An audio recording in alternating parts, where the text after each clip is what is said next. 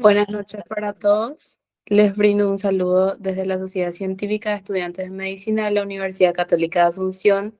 Quiero agradecer a la licenciada Marta Torales por brindar esta charla denominada Antivirus que necesitamos saber. Ella es responsable del Programa Nacional de Enfermedades Vectoriales del Ministerio de Salud Pública y Bienestar Social. Es bióloga egresada de la Universidad Nacional de Asunción y tiene experiencia en vigilancia de enfermedades zoonóticas como leptospirosis y antivirus. Pueden realizar sus consultas en el chat o al finalizar de la charla. Muchas gracias.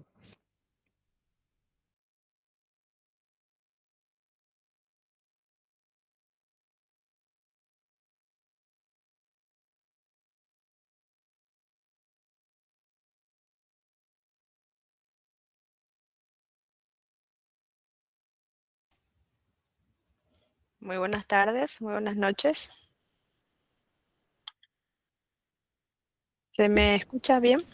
Sí, licenciado. ¿Podemos arrancar entonces?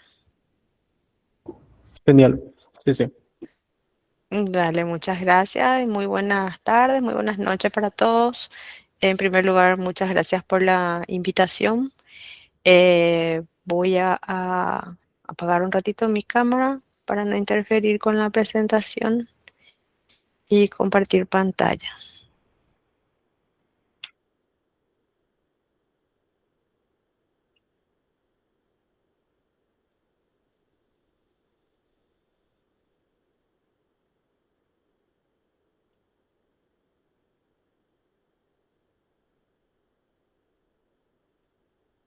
Creo que se puede ver bien ahí. Sí, súper bien. Ok. Bueno, entonces eh, arrancamos con esta presentación en donde vamos a conversar un poco sobre hantavirus, un tema que en estos días cobró importancia, relevancia, sobre todo en los medios. Ustedes estarán al tanto de lo sucedido a bordo de un crucero eh, en cuanto a un brote generado en los días pasados. Entonces, un poco por eso y motivado también con la intención de dar a conocer algunos lineamientos generales sobre lo que es la enfermedad y sobre todo eh, lo que ocurre en nuestro país para hantavirus. Entonces, empezar diciendo que hantavirus es una enfermedad respiratoria viral, es de curso agudo y es considerada como una zoonosis. Quiere decir que es una enfermedad zoonótica, que es una enfermedad que habita o circula normalmente en torno a los animales y que a partir de ahí se dispara y es transmitida a los seres humanos, ¿verdad? Entonces, por eso es considerada como una zoonosis. En nuestro país, el hantavirus es un evento de notificación obligatorio y no solamente un evento de notificación obligatorio, sino que inmediato, ¿sí? En América está presente al menos en 13 países, tiene una distribución bastante amplia en nuestro continente y dentro del mismo se reportan más o menos unos 300 casos anuales. Es una enfermedad que no tenía mucha notoriedad. Hay muchas personas que no conocen esta enfermedad y asumen que ahora con lo sucedido en el crucero es como un nuevo evento, ¿verdad? Sin embargo, está presente hace muchos años ya en la región y en nuestro país también, y no es tan conocida justamente porque tiene una baja prevalencia, ¿sí? ¿Qué significa eso? Que circula pero en un nivel bajo dentro de nuestra población y encima otra vez restringida a ciertas áreas endémicas. Pero es una enfermedad de mucha importancia en salud pública porque tiene o puede llegar a tener una alta letalidad. Por lo general, en zonas endémicas manejamos entre un 20 y un 40% las tasas de letalidad por hantavirus y estas pueden aumentar hasta un 50% cuando tenemos situaciones de brote. El diagnóstico es muy importante dentro de toda la cadena de circuito de lo que es esta enfermedad porque gracias a un diagnóstico oportuno podemos disminuir considerablemente estas tasas de mortalidad. Se presenta en nuestro país ampliamente distribuido en toda la región occidental o Chaco. y está bastante asociado a lo que es el contacto con el ambiente del roedor. Hay otras regiones de nuestro país en donde también tenemos casos esporádicos, casos que no tienen antecedentes epidemiológicos o antecedentes de viaje al Chaco, entonces que se van asumiendo como áreas de riesgo también para lo que es la región oriental. Bueno, ¿y dónde se originó inicialmente esta enfermedad? Como ven aquí, ya en el año 1978, no es una enfermedad nueva, ¿sí? Fue aislado por primera vez en el contexto de lo que fue la guerra en Corea del Sur, en soldados justamente que estaban en la guerra, ¿verdad? Y que presentaron una fiebre hemorrágica con síndrome renal. Entonces, este virus es aislado por primera vez en el año 1978 y a partir de ahí se le empieza a dar nombre a esta enfermedad, ¿verdad? En América, sin embargo, a partir del año 93 fue aislado, fue identificado en Estados Unidos puntualmente y en ese contexto se lo pasó a denominar como virus sin nombre. En Paraguay tenemos registros de hace varios años y el primer brote que pudimos nosotros detectar acá a nivel nacional fue justamente en la zona del Chaco en el año 1995. Y de ahí tenemos la vigilancia instalada y casos reportados en forma anual. Entonces, ¿cómo se da el circuito de hantavirus? Clínicamente, cuando se habla de hantavirus, hay como dos grupos grandes de enfermedades que pueden producirse. Las que se originan en lo que es el viejo mundo, principalmente en Asia y en algunas regiones en Europa, que en este caso el hantavirus lo que produce es la fiebre hemorrágica con síndrome renal, ¿sí? Totalmente diferente de lo que ocurre en el continente americano o Nuevo Mundo, donde el hantavirus produce lo que conocemos como el síndrome pulmonar o el síndrome cardiopulmonar por hantavirus. Importante también comentarles que hantavirus es un virus considerado como patógenos especiales para lo que es el CDC, justamente por la alta letalidad que representa y porque es un virus zoonótico que requiere un nivel de bioseguridad bastante elevado, un BSL-4 para trabajar con este virus y son considerados agentes biopeligrosos. Bueno, hablando un poco de la distribución, para tener un conocimiento en general, en los países en la región de las Américas en donde se distribuye, decíamos que por lo menos en 13 países es considerado o tienen áreas de riesgo. Y la distribución básicamente depende de la presencia del reservorio, en este caso el roedor, ¿sí? Es una enfermedad que está bastante ligada a la presencia de su reservorio animal. Se han identificado aproximadamente 40 variantes de hantavirus en el continente americano y prácticamente cada tipo de virus que produce el hantavirus se asocia a un roedor diferente o a un roedor específico. Aquí, por ejemplo, vemos hacia lo que es la zona de Norteamérica. Tenemos la presencia de virus lechihuana, tenemos el virus sin nombre, que fue el virus aislado por primera vez en Estados Unidos, y asociados a roedores de los géneros Oligorhizomis. Para la región de América del Sur, vemos aquí justamente Paraguay, se encuentra principalmente el virus Laguna Negra, lo mismo que para Bolivia. eh, Chile, Argentina comparten varios virus ya aislados y entre ellos uno que justamente tomó notoriedad con este evento en el crucero, que es el virus Andes, ¿verdad? Que vamos a hablar un poquitito más adelante. Bueno, yendo a nuestra situación en Paraguay, entonces exclusivamente el reservorio animal de hantavirus incriminado en la transmisión es principalmente este roedor pequeñito que vemos aquí que se llama Calomis laucha. Importante que sepan que no estamos hablando de roedores urbanos, no estamos hablando de ratas ni roedores urbanos, ¿sí? Estos son pequeños roedores que tienen un ambiente silvestre asociado a agrosistemas, a lugares en donde hay cultivos, donde se trabaja en ganadería.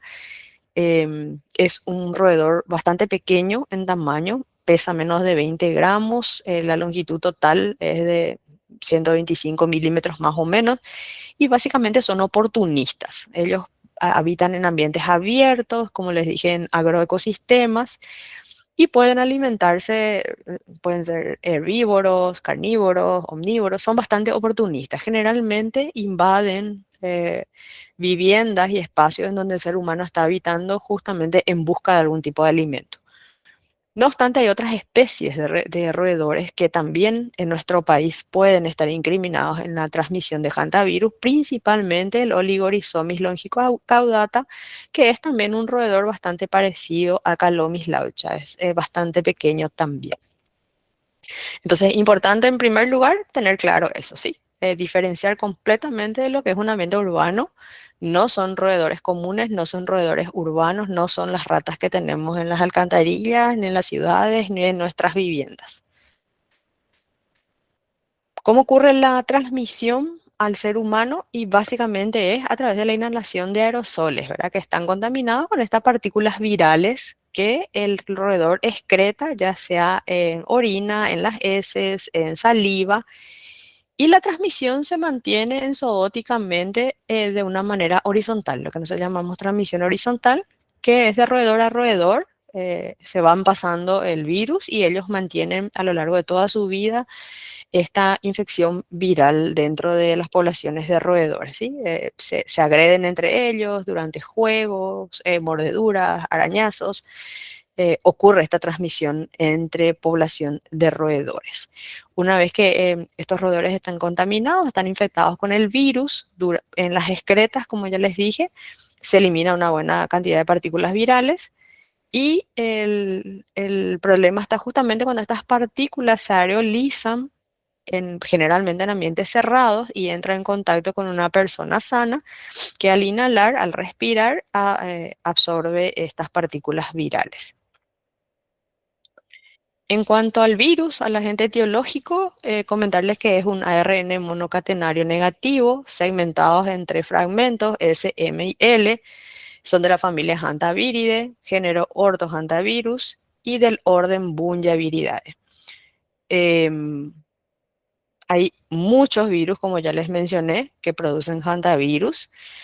Algunos de ellos producen el síndrome hemorrágico renal y otros que pueden producir el síndrome cardiopulmonar en el continente americano. Entonces vemos ahí la lista de unos cuantos, ¿verdad? En realidad hay muchos más. Yo les puse los más resaltantes: virus, las regiones en donde ocurren, qué tipo de enfermedad producen. Y como les dije, generalmente cada virus está asociado a un reservorio animal diferente. En Paraguay, ¿cuál es el virus identificado hasta ahora? Es el virus Laguna Negra, ¿sí? No tenemos evidencia a nivel nacional de circulación de otro hantavirus que constituya un patógeno para el ser humano. Si bien se han identificado en años anteriores, en investigaciones que se realizaron, varios virus infectando varias especies de roedores, sobre todo en la zona del Chaco, son virus que no son considerados como patógenos para el ser humano, para el hombre. El único que hasta el momento tuvimos o se pudo aislar es el virus Laguna Negra, que es el responsable de los casos de hantavirus que ocurren en el Paraguay. ¿Y qué pasa con la transmisión interhumana?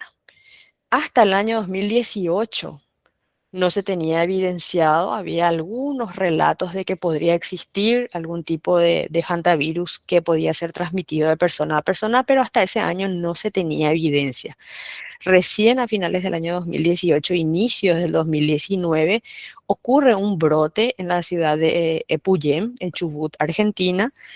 Justamente fue un evento social, un cumpleaños de 15, que fue el detonante de esta transmisión. Una persona invitada a ese evento que adquirió el virus en el ambiente silvestre por contacto con el roedor, estuvo en ese evento social en un ambiente cerrado, bastante pequeño, Y bueno, resultado, 34 personas infectadas y 11 fallecidas. A partir de ahí se pudo documentar y confirmar la posibilidad de transmisión interhumana, o sea, de persona a persona, pero en forma exclusiva por el virus antes, que es un tipo de hantavirus que circula en algunas regiones de Chile y de Argentina. Esta capacidad que tiene el virus Andes es limitada también, no es general, no significa que siempre se va a transmitir de persona a persona, es limitada, pero puede ocurrir y ocurre generalmente cuando hay un contacto muy estrecho, un contacto prolongado con la persona infectada y sobre todo en espacios reducidos muy cerrados o con poca ventilación. Situación que ocurrió en el marco del viaje del el crucero. Y bueno, justamente traigo un poco a colación porque bueno, es la noticia del momento, la confirmación de este brote durante el crucero, que el 2 de mayo se recibió la información del Centro Nacional de Enlace de Países Bajos, que comunicó un brote de una enfermedad respiratoria a bordo de este crucero, con 147 pasajeros y tripulantes provenientes de 23 nacionalidades. Hasta la fecha creo que son 6 o 7 casos confirmados, de los cuales 3 fallecieron. Se logró ya documentar o identificar que el virus responsable es el virus Andes, del que se conoce la posibilidad de transmisión persona a persona, porque en un principio se sospechaba de que, bueno, la nave podía estar infestada de roedores o que las personas pudieron también infectarse antes de abordar este crucero, que probablemente fue el origen del caso uno, pero bueno, después ya las condiciones de lugares estrechos, lugares cerrados que se dan en lugares así comunes de un crucero, son propicios para este tipo de transmisión persona a persona. Este brote sigue en investigación, sigue en curso y como ustedes sabrán y estarán acompañando las noticias, varios países están involucrados en esta vigilancia, haciendo rastreo y seguimiento, monitoreo de todas las personas que abordaron ese crucero. Bueno, volviendo un poco a nuestro tema, las manifestaciones clínicas de hantavirus, por lo general es una enfermedad que puede llegar a ser leve. Podemos tener infecciones subclínicas, síndromes febriles inespecíficos o indiferenciados que en 4 o 5 años, 4 o 5 días se resuelven solos, ¿verdad? O podemos tener la segunda fase, que sería ya el síndrome pulmonar por hantavirus, y los menos frecuentes que realmente nosotros acá a nivel nacional no vemos prácticamente, síndromes febriles con manifestaciones del sistema nervioso central. Los síntomas respiratorios están muy relacionados a la no presencia de manifestaciones de compromiso de vías aéreas superiores, o sea, nada de faringitis, nada de rinorrea, nada de sinusitis. Esto es muy importante para el diagnóstico diferencial con otras enfermedades virales graves como influenza y virus sincitial respiratorio y otras, ¿verdad? Entonces, eh, hay síntomas respiratorios, pero nada con compromiso de vías aéreas superiores. Y ahí vemos la frecuencia de síntomas que suelen presentar nuestros pacientes, ¿sí? Generalmente fiebre, no puede faltar, ¿verdad? Sobre todo al inicio de la infección. Un porcentaje muy elevado presenta mialgias, astenia, cefalea, disnea, tos, sudoración, que son los síntomas que siempre prácticamente están presentes, ¿verdad? Que son los más frecuentes. También se pueden presentar escalofríos, vómitos, desgano, lumbalgia, dolor abdominal, mareos, artralgias, dolor torácico. En nuestro país la presentación más frecuente es la del síndrome cardiopulmonar por hantavirus. Como les dije, que inicia con una fiebre así abrupta, no fiebre prolongada, fiebre abrupta, malestar general. Generalmente estos síntomas gastrointestinales comienzan en los primeros días y después sigue o evoluciona hacia la aparición de dificultad respiratoria e hipotensión. Los síntomas inician generalmente después de 1 a 3 semanas del contacto que se tuvo con ese roedor infectado, o sea, no es inmediato. y generalmente transcurren de 4 a 10 días desde el inicio de los síntomas para evolucionar hacia la forma de síndrome pulmonar por hantavirus, que no todos los casos lo hacen, ¿sí? Es importante también saber que hay un número importante de pacientes que se infectan con hantavirus y hacen simplemente una fiebre por hantavirus, un cuadro febril inespecífico, y eso tiene una resolución en 4 o 5 días. Pero lastimosamente hay un porcentaje importante también de pacientes que evolucionan hacia la forma pulmonar. Estos síntomas incluyen tos, dificultad para respirar, se siente una opresión muy fuerte en el pecho a medida que los pulmones se van llenando de líquido, evoluciona hacia una insuficiencia respiratoria aguda y por lo general un shock cardiogénico. El periodo de incubación, entonces, desde que la persona entra en contacto con el virus hasta el inicio de síntomas, por lo general es de 1 a 3 semanas, pero en la literatura se describe que puede ir hasta los 45 días. Entonces, esto es muy importante durante el seguimiento de un brote, durante la investigación de un brote, cuando hay una persona que va a un lugar, a un área de riesgo, entonces ese seguimiento de algún signo o síntoma hay que evaluar y seguir por lo menos hasta 40-45 días. El diagnóstico, bueno, prácticamente lo que es el gol estándar acá es realizado por serología, ¿verdad? Mediante la determinación de anticuerpos IgG, IgM, mediante ELISA. Y sí, por lo general se requieren 2 muestras pareadas para poder observar si es que hay seroconversión o cuadruplicación o aumento de títulos de IgG. Una sola muestra serológica por lo general no es suficiente para confirmar. También existen pruebas moleculares como la RT-PCR que se utilizan en algunos casos cuando hay duda con el diagnóstico, pero también es importante mencionar que la RT-PCR tiene sus limitaciones, ya que solamente es útil cuando la muestra es tomada dentro del periodo inicial de 1 a 4 o 5 días. Por lo general, un resultado negativo de una RT-PCR no nos descarta tampoco la infección. Y en cuanto a la inmunidad, no se describen realmente segundas infecciones, pero no se conoce mucho sobre la protección que confiere la infección. O sea, no tenemos nosotros casos que se han reinfestado de hantavirus, pero tampoco tenemos certeza de que no pueda ocurrir. Bueno, decíamos al principio, creo que les mencionaba que, bueno, lastimosamente no hay vacuna autorizada disponible todavía. Probablemente este evento va a acelerar un poco los esfuerzos de algunas farmacéuticas que venían desarrollando ya algunos modelos. Y para el tratamiento es de soporte, ¿verdad? No hay un tratamiento viral específico.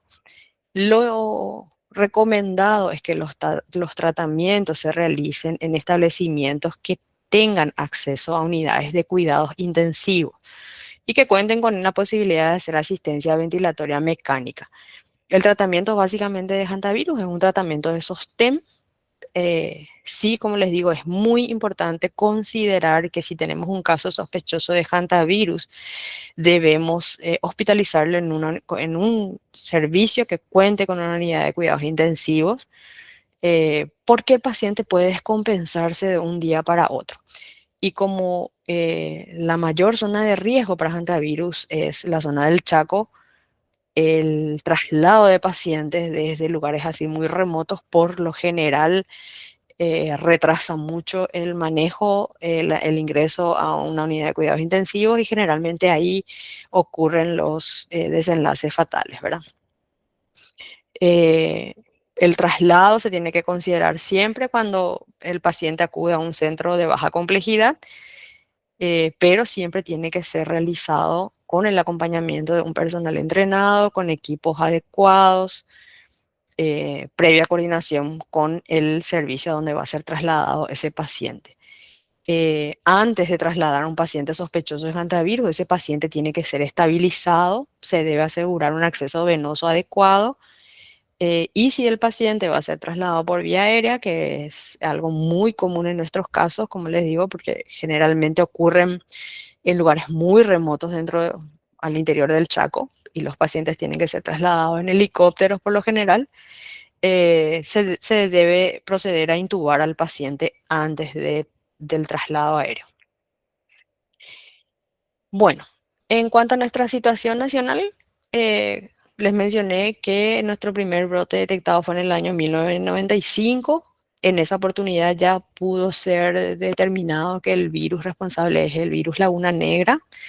Y aquí ven más o menos los casos distribuidos por años. Para que vean la serie temporal, todos los años estamos reportando casos de hantavirus, algo que mucha gente no conoce en nuestro país, sin embargo está presente.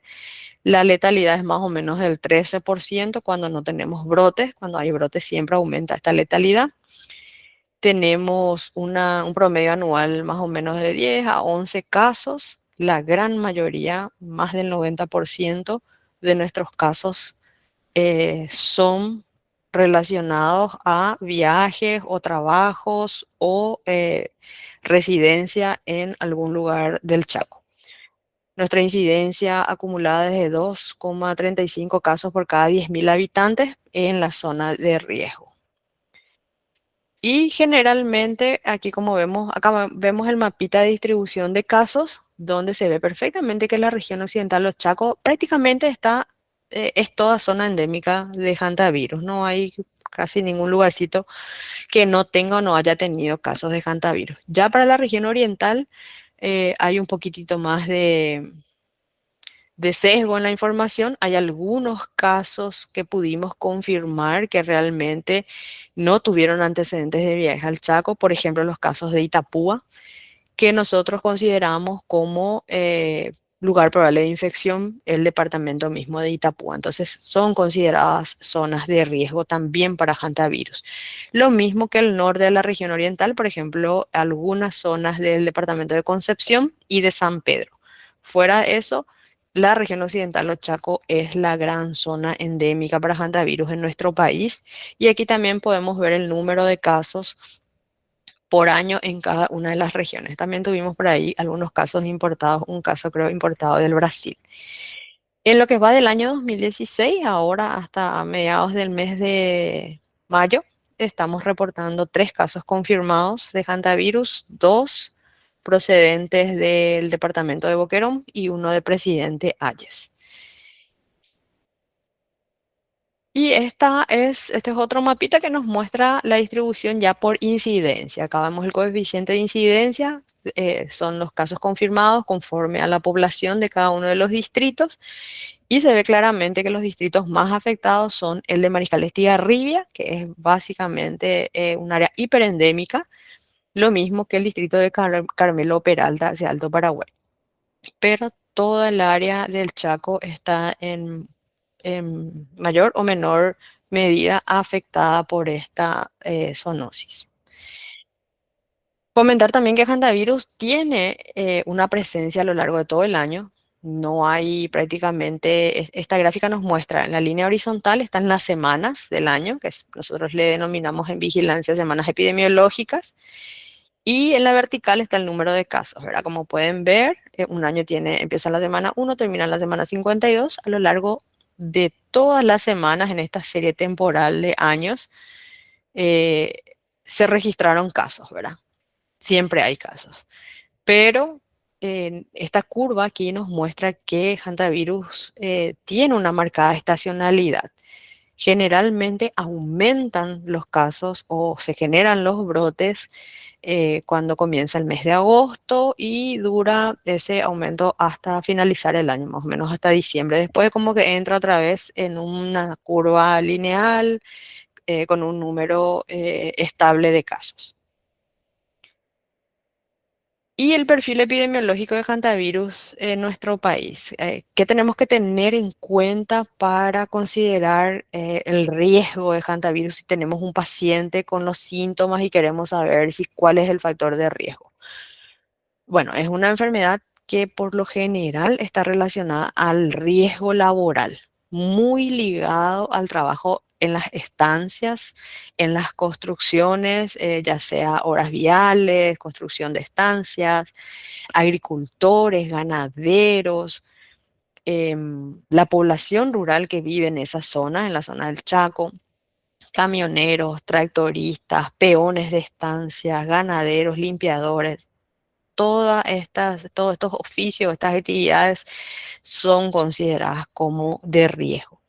Y también aquellas que están relacionadas al ingreso en esta zona por otro tipo de actividad, ya sea ecoturismo, turismo de aventura, caza, pesca, ingreso a algunas áreas naturales, todo lo que implique el ingreso a estas zonas también son consideradas como un factor de riesgo.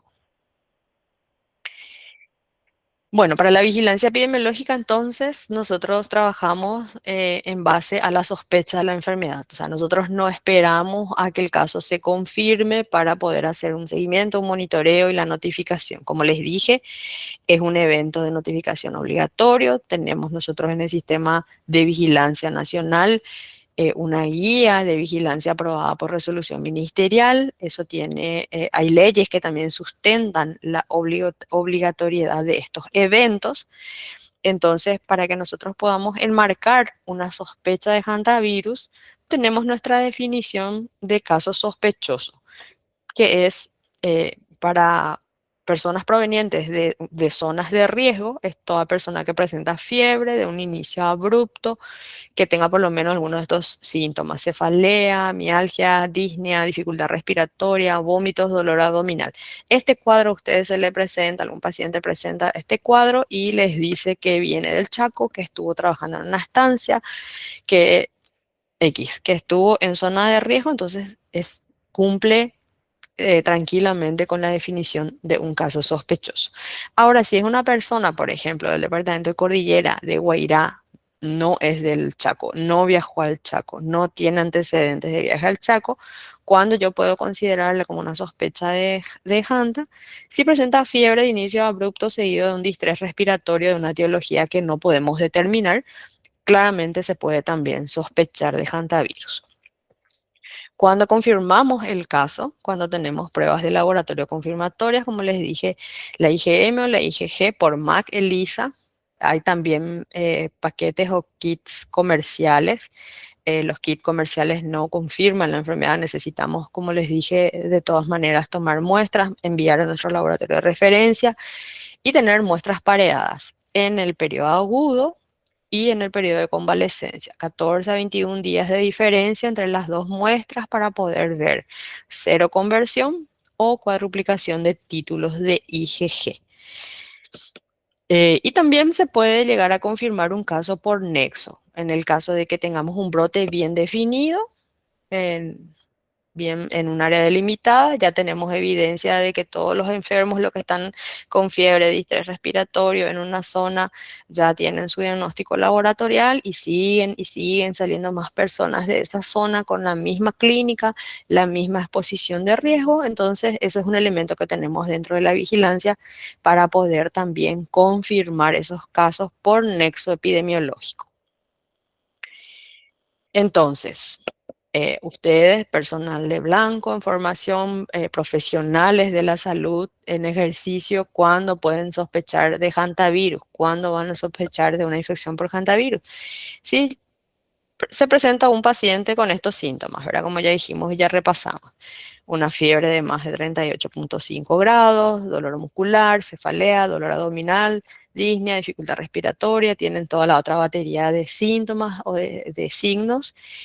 Y les narra este antecedente de riesgo. Estuve en el Chaco, estuve construyendo una ruta, yo estuve trabajando en una estancia, soy maestra de una escuela allá en el Chaco, me fui al rally, estuve haciendo pesca, cualquier actividad de exposición en zona de riesgo.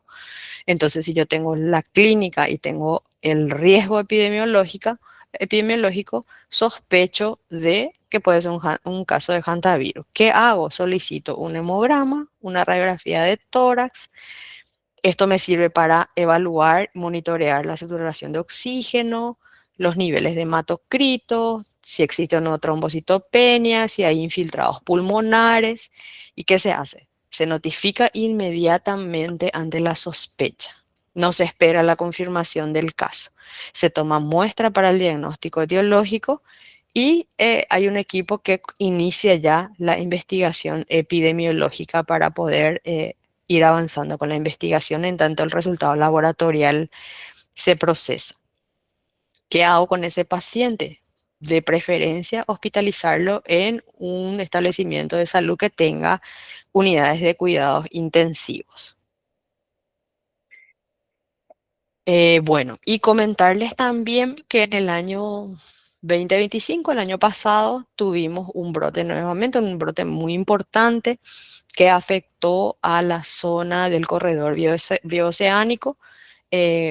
Ustedes conocerán que en la zona del Chaco, justamente toda la zona de riesgo para hantavirus, todo lo que cruza en la región de Boquerón y un poco de Alto Paraguay, es zona en donde se está construyendo esta ruta bioceánica que tiene como objetivo salir del mar Atlántico hacia el Pacífico, va a unir de hacia Brasil con Chile y nuestro país es la ruta intermedia, por así decirlo. Y bueno, estos obreros estaban trabajando en esta zona y ocurrió un brote el año pasado en esta región. Finalmente se confirmaron 15 casos de hantavirus en 2 meses de evolución que tuvo este brote. Eh, de estos 15 casos, 3 casos lamentablemente fallecieron. Realmente no hubo prácticamente mucho tiempo ni siquiera para el traslado de estos pacientes. Por lo general, los casos que evolucionan hacia la forma grave tienen una evolución muy rápido hacia el óbito. No hay realmente mucho tiempo. Por eso la recomendación es, ante una sospecha de que estamos frente a un paciente que pueda tener hantavirus, no dudar y derivarlo directamente a un servicio que cuente con unidades de cuidados intensivos. La tasa de hospitalización en nuestro brote fue bastante alta, como pueden ver. 60% de nuestros casos reportados requirieron hospitalización y tuvimos una letalidad del 20%, 3 de los 15 casos confirmados. Esta es la zona donde ocurrió nuestro brote para que puedan ver un poco también cómo es el ambiente, ¿verdad? En donde se desarrolló. Nosotros desarrollamos una investigación en esta zona y pudimos evaluar algunas condiciones que son muy favorables para la transmisión de Hanta, ¿verdad? Un ecosistema de transición, como ven, hay una mezcla de lo que es el bosque con los pastizales, con la zona de construcción. Es una zona que está altamente modificada por el inicio de las obras viales, ¿verdad? Mucha deforestación, movimiento del suelo con maquinarias muy importantes, lo que hacen es levantar ese suelo y con eso hay un desplazamiento importante de la fauna silvestre. Se destruyen las madrigueras de estos roedores y con el calor que hay, que hace en el Chaco, esas partículas virales que están dentro de las madrigueras o en las heces que los roedores van dejando por el camino, esas partículas virales se aerolizan. Entonces al estar los obreros trabajando sin ningún tipo de medidas de protección, ocurre muy fácilmente la transmisión. Otro factor importante también es que fueron instalando estos campamentos de una forma así muy precaria, como pueden ver, y por supuesto los obreros tenían sus alimentos en forma no adecuadamente almacenada. Entonces estos roedores invaden las habitaciones de los obreros en busca de cualquier paquete que pueda tener comida, y generalmente también en los dormitorios se puede dar ese contacto. Bueno, nosotros como programa hicimos varias visitas a la zona esta de riesgo, allá en el Chaco. Hicimos capacitación a todos los campamentos, a los obreros sobre las medidas de protección, cómo reconocer los riesgos, ¿verdad? Hicimos búsqueda activa de más casos, instalamos también algunas recomendaciones en cuanto a buenas prácticas, el uso de medidas de protección. Y creo que ya un poco finalizando, para comentar también las medidas preventivas que podemos adoptar cuando visitamos alguna zona de riesgo para no contraer hantavirus. Entonces, en primer lugar, comentar que si encontramos roedores muertos, no tocarlos directamente con las manos, siempre hay que utilizar protección, guantes, doble guantes, rociarlos primero con hipoclorito de sodio, después manipular con guantes y con doble bolsa esos roedores si es que vamos a eliminar. No se recomienda instalar ni cebos ni trampas para roedores, tampoco tenemos que ser muy conscientes que si ellos están habitando esos ecosistemas, ese es el ecosistema natural de ellos, ¿verdad? Somos nosotros, los humanos, los que normalmente invadimos el hábitat de estos roedores, el hábitat natural, y durante esa invasión, por lo general, se dan las infecciones, ¿verdad? Entonces, colocando trampas ni cebos no vamos a solucionar el problema. Al contrario, estos cebos y estas trampas le atraen hacia nuestras viviendas, ¿verdad? Entonces es contraproducente. Hay que mantener protegidas las fuentes de abastecimiento de agua, eliminar las malezas del patio, ¿verdad? Porque generalmente se pueden esconder también ahí los roedores, tapar todos los agujeros en las puertas, las paredes, por donde estos animales puedan introducirse dentro de las viviendas. Algo muy importante, proteger los alimentos, muchas veces no se tiene en cuenta, pero como les digo, ellos son oportunistas totalmente. Ellos detectan presencia de alimentos, granos, semillas, comida, lo que fuera, y ellos van a ingresar para buscar ese alimento. Las basuras también generalmente recomendamos que estén debidamente en tachos, con tapas.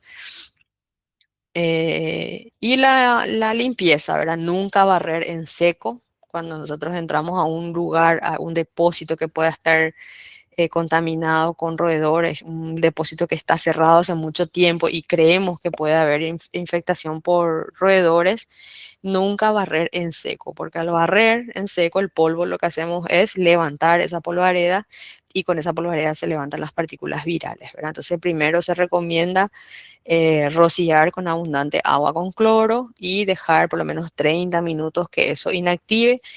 Lo bueno es que este virus es muy sensible a la desinfección, ¿verdad? Generalmente una solución de hipoclorito de sodio es muy eficiente, se lo deja actuar por 30 minutos y después se puede pasar un paño húmedo para desinfectar o para limpiar.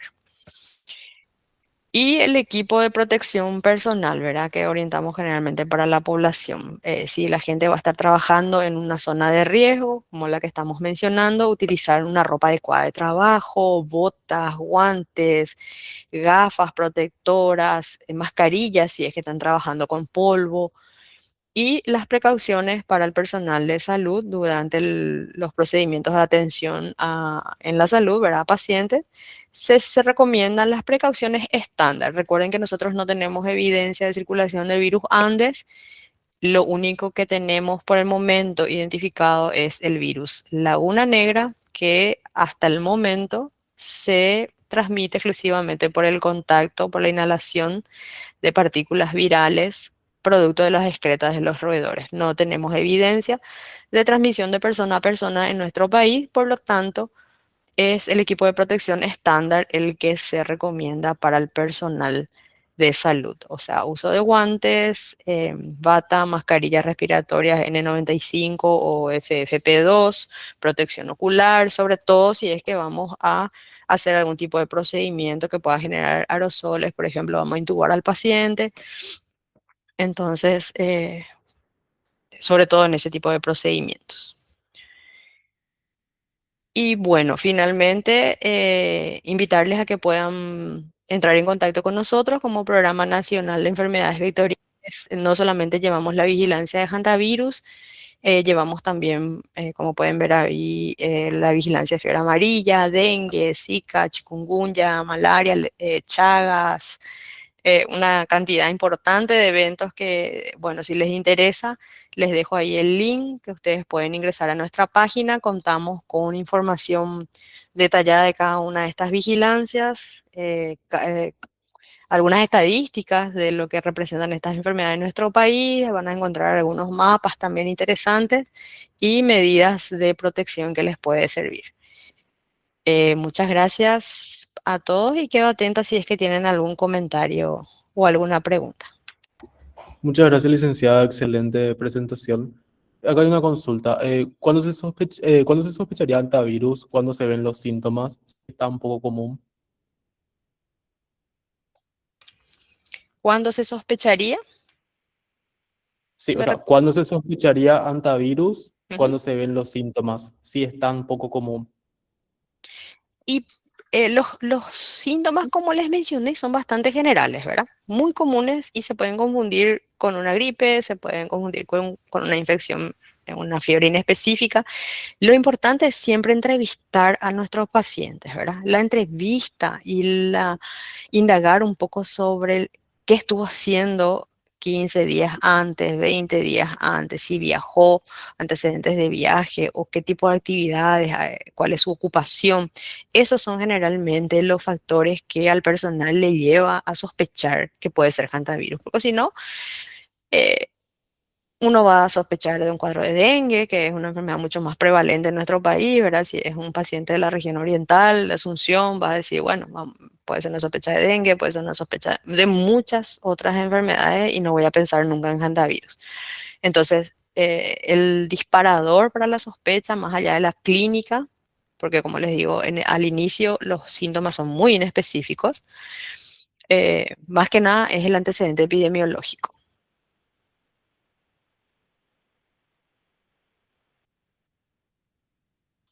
Muchas gracias. Otra consulta. ¿Cuánto tiempo vive el virus en el ambiente? Y no demasiado, pero se estima que un par de horas puede permanecer y todo dependiendo de en qué esté también contenido. Por lo general, si es que se elimina en heces, dura bastante más, en orina dura un poco menos, en saliva también un poco menos, pero cuando hay heces con partículas virales, eso puede estar en el ambiente y puede permanecer durante todo el día, o sea, durar más de 24 horas dentro de una habitación o dentro mismo de la madriguera, pueden permanecer activos.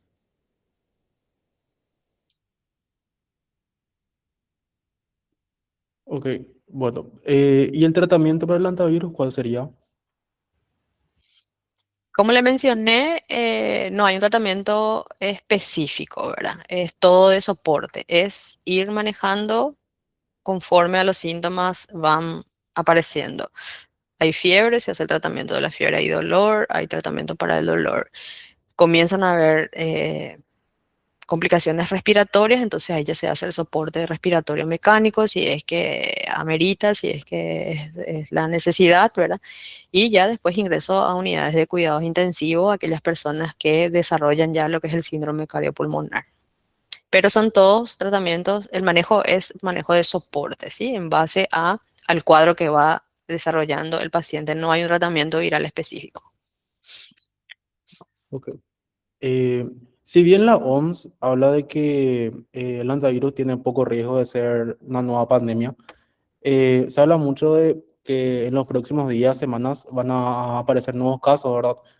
Y si podrías hablar un poco de lo que sería el ciclo de incubación del virus, que podría tener que ver con eso. Sí, el periodo de incubación puede ser bastante largo. Nosotros para nuestro virus, que es el virus la una negra, manejamos de 1 a 3 semanas, que es lo que vemos por lo general. La literatura habla de que hasta más de 40 días puede ser el periodo de incubación. Virus antes es diferente, puede llegar a 45 días de incubación.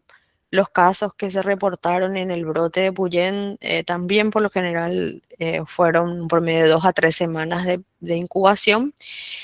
Y sí tiene una alta posibilidad, existe una alta posibilidad de que se registre o que veamos en los próximos días más casos que finalmente se puedan ir confirmando de las personas que estuvieron, sobre todo en contacto estrecho, directo, ya sea durante la atención médica que se le brindó a estas personas que finalmente fueron casos confirmados o personas que compartieron la habitación, camarote durante el desayuno o algún lugar así, contacto estrecho y prolongado para virus antes, ¿sí? Lo que la OMS considera es que no hay un riesgo de expansión global como sí hubo con el COVID. Eh, no hay una transmisión tan facilitada de persona a persona como en el caso del COVID. Ustedes recordarán cuando inició la pandemia del COVID que inclusive uno podía contraer el virus caminando por las calles, cruzándose con alguien que por hablar. Era muy fácil el mecanismo de difusión del virus y la permanencia del virus en el ambiente, en el aire, así sea un ambiente abierto. Entonces eso facilitaba mucho la dispersión a gran escala. El virus Andes, si bien demostró y hay evidencia de que puede transmitirse de persona a persona, no es muy facilitado.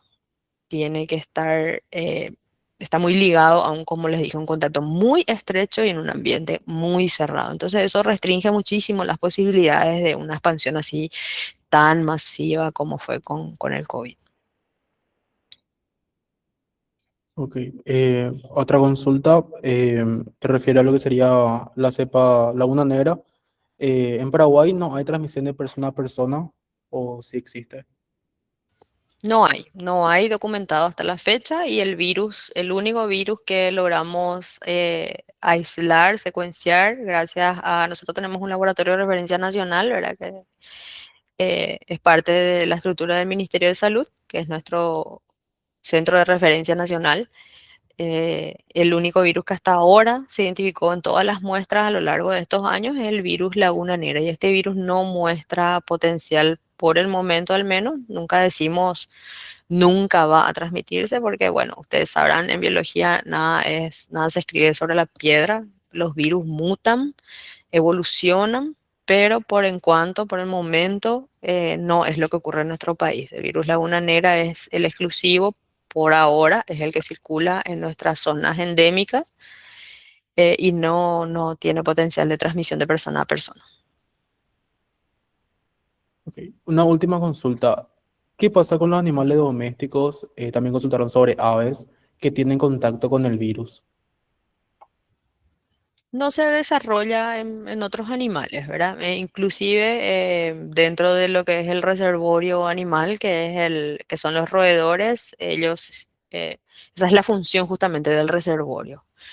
No le afecta al animal, el roedor no padece la enfermedad, no padece ningún síntoma, es simplemente una caja, un lugar donde biológicamente aporta las condiciones favorables para que el virus se replique y permanezca y circule de generación en generación en las poblaciones de roedores, entre en contacto con el humano, que es sí finalmente el hospedador en donde la enfermedad se desarrolla.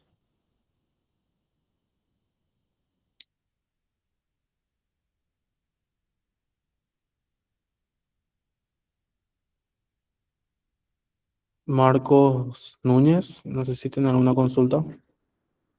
Sí, buenas noches, licenciada. Solamente para preguntarle, usted habló de cómo se presentan estos casos y que realmente se presentan durante todo el año, pero usted también mencionó que los picos, por así decirlo, fueron en agosto. ¿A qué se puede deber estos picos?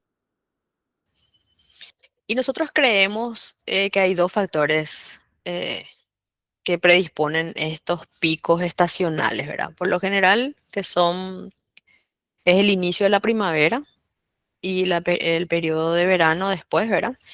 Y por lo general hay muchas especies de roedores que tienen su ciclo reproductivo potenciado durante la primavera. Entonces, están como que más activos, más eufóricos durante su ciclo reproductivo y por tanto hay un movimiento más importante de roedores, salen de sus madrigueras, están en proceso de reproducción, entonces el contacto con el ser humano está más facilitado.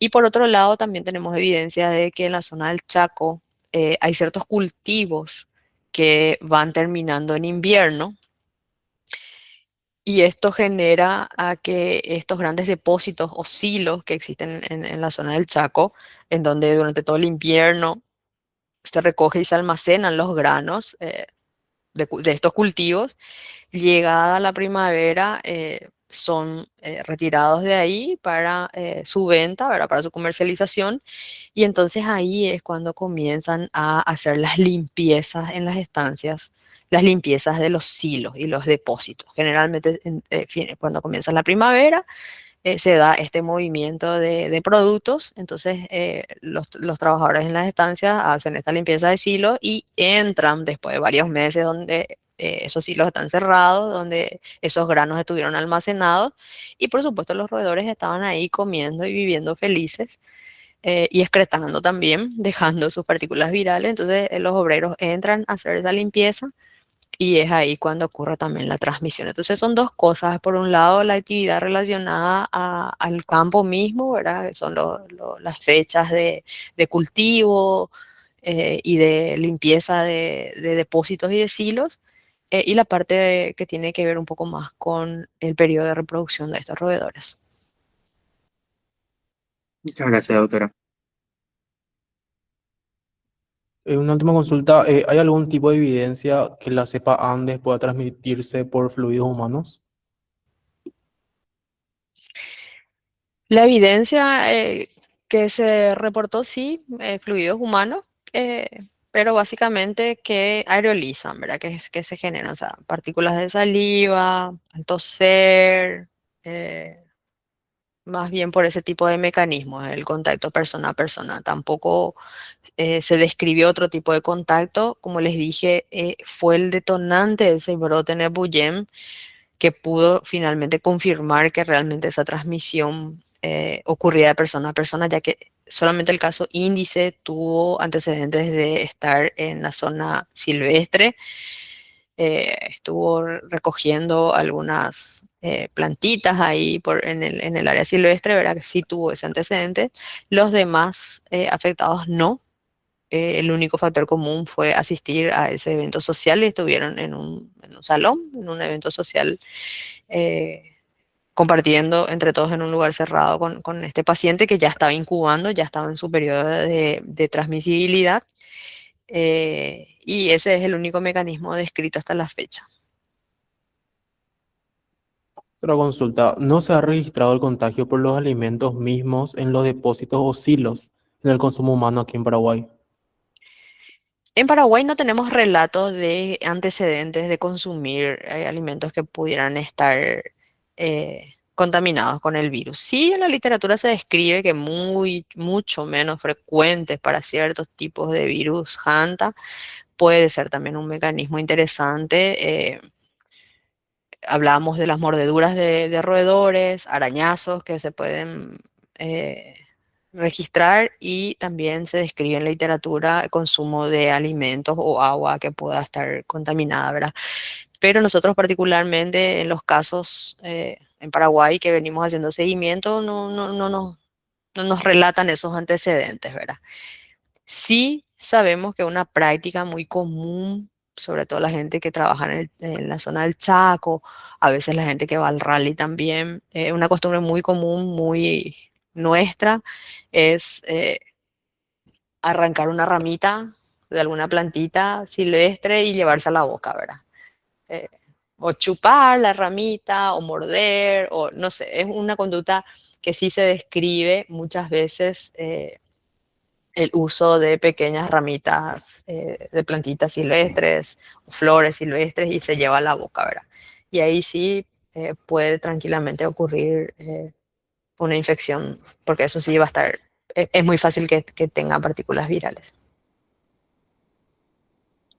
Muchas gracias, licenciado. La verdad que nos parece bastante fructífero que responda a las consultas porque es un tema bastante interés en este momento realmente. Y justamente por eso nos comunicamos con usted para que pueda brindar esta charla. Para los participantes, voy a volver a mandar el link de asistencia que tendría que ver con el tema del certificado. Y si no hay ninguna otra consulta, podemos cerrar. Muchas gracias, licenciado, y buenas noches. Muchas gracias a ustedes y estamos a las órdenes y están todos invitados, como les dije, a visitar un poco nuestra página de vigilancia también y conocer un poco sobre otras vigilancias que llevamos en la institución. Gracias.